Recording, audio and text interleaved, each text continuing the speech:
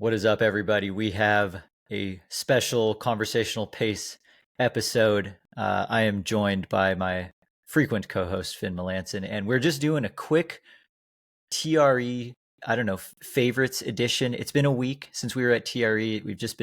Would have done this earlier, but it's the week after TRE is hectic. I wanted to go over okay, so for one, we were both there.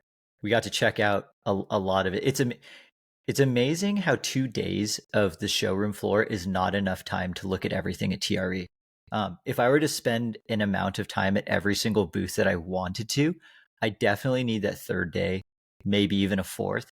I'm curious to see if we see a third day added to the TRE like showroom in the future, especially with just how much bigger it's gotten. But I wanted to know, Finn, what were 3 shoes that you saw that you are most excited about for 2024? And I think we're probably sticking primarily to trail because, I went to TRE with trail previews in mind. And that was definitely like the main focus of this channel. So what are three trail shoes that you are most excited for going towards 2024? First one comes from the North Face Out Trail line. It's called their Summit Off Trail TR. When you look at this shoe, it immediately stands out on the wall of what they got presented.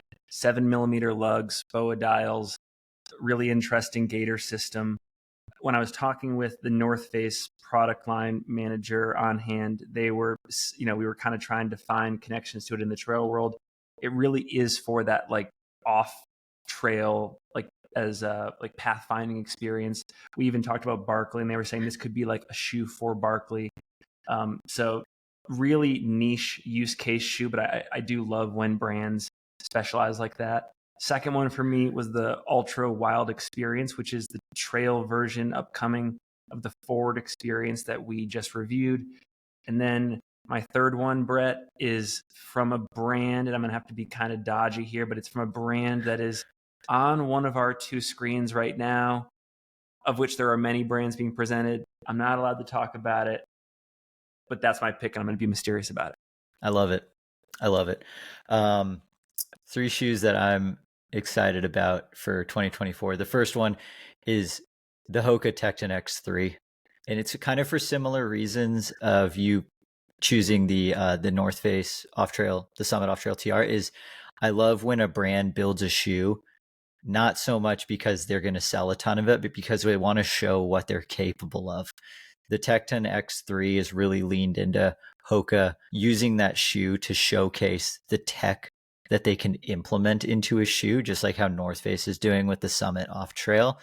And it's really expensive. It's got an ankle gaiter. It's got super foam. I'm so curious to see if it actually ends up being an amazing shoe. I mean, their argument is Jim Walmsley won UTMB in it, but let's be real, Jim Walmsley's probably winning UTMB in anything.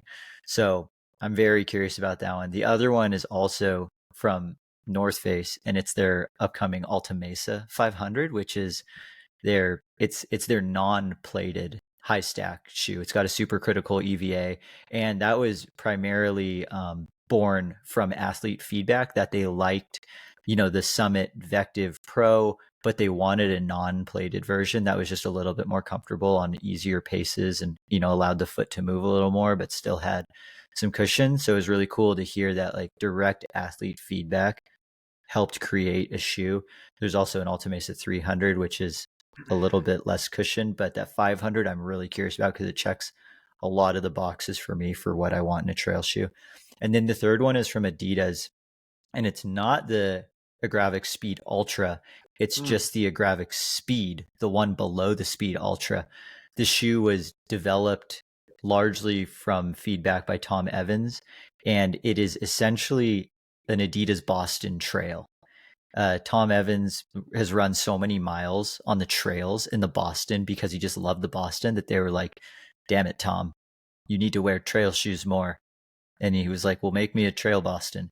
And they made a Trail Boston. So I think that's going to be the shoe that most people should be buying over the Speed Ultra. The Speed Ultra is the one that shows off the tech. It's going to be awesome, but it's expensive. It comes at a high price point. the agravic speed, that's going to be the one that's going to work for the most people for the most amount of miles. And I love the way that the Boston fits. So I'm very excited about that one. Was there any one particular brand that impressed you the most? And this could be from a, I don't know, it could be a marketing standpoint, just the booth or future product. Was there anything that jumped off the wall at you?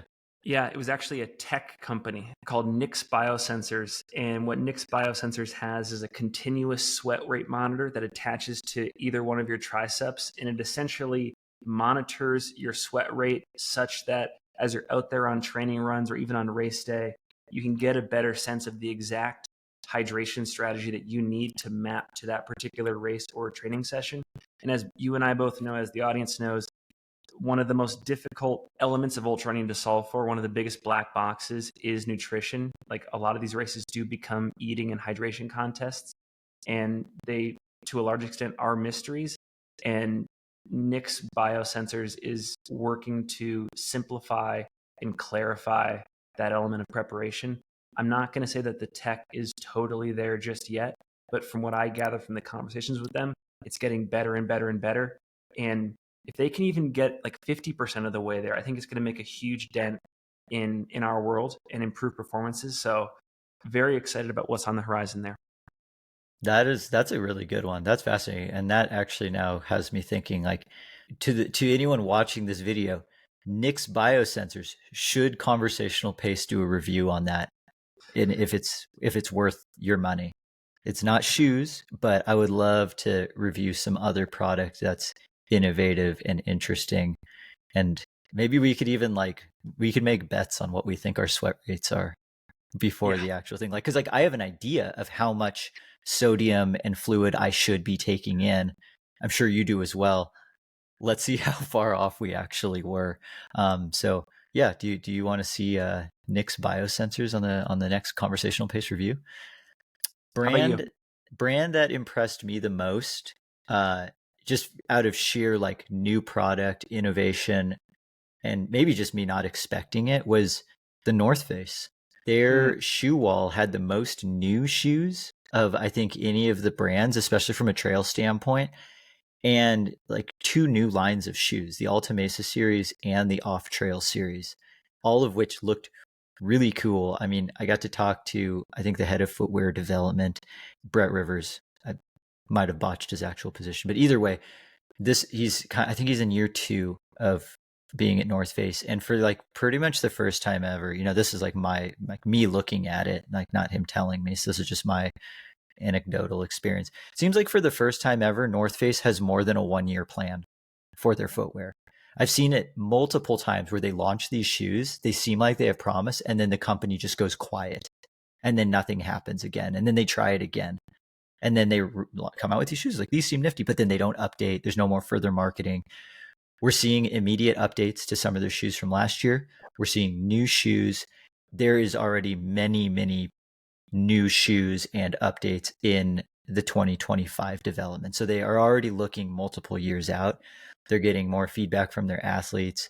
I think this new North Face footwear team is going to deliver like what we've always thought maybe North Face had the potential of, and I'm really excited to get some of their shoes in the Conversational Pace studio for 2024.